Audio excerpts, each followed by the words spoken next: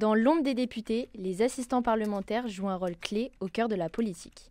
Pourtant, cette profession reste largement méconnue du grand public. Est-ce que tu sais ce que c'est une assistante parlementaire? Pas du tout. Non, pas du tout. Non, je connais le terme, mais je ne connais pas du tout, je sais absolument pas à quoi ça correspond.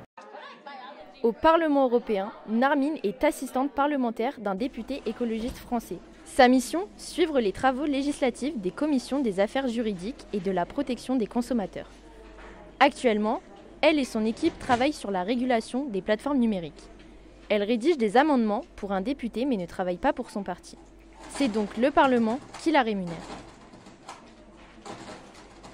Généralement, si on est en semaine de commission parlementaire, on va se rendre à la commission parlementaire. On va prendre des rendez-vous, notamment avec des entreprises, des ONG et même des collaborateurs autres du Parlement, de d'autres groupes politiques ou de notre groupe politique. Et puis on travaille les dossiers de fond, quoi. Donc faire des recherches, préparer des notes, travailler sur les amendements des textes législatifs. À Paris, Philippe jongle entre ses études à Sciences Po et son engagement auprès d'un député socialiste. Un travail de longue haleine qui exige du temps, de la disponibilité et de nombreux sacrifices. Donc on peut avoir des tâches très diverses et variées. On a d'un point de vue l'aspect plus logistique, donc qui est technique, qui va être la suivi, la veille des différents textes législatifs qui sont à l'ordre du jour. Également avoir des conseils politiques à mon député, donc lui dire quel impact que ça peut avoir sur notre circonscription, quelles sont les sensibilités auxquelles il faut faire attention.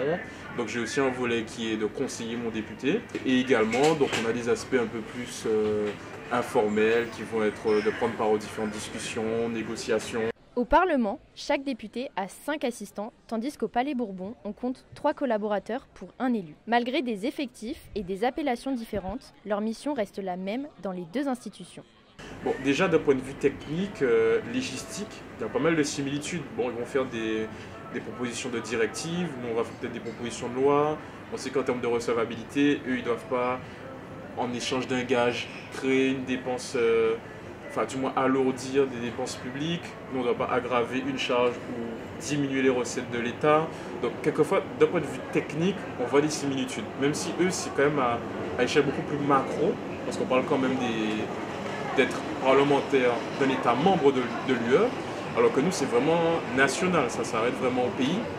Chaque assistant parlementaire gagne entre 2 et 3 000 euros par mois.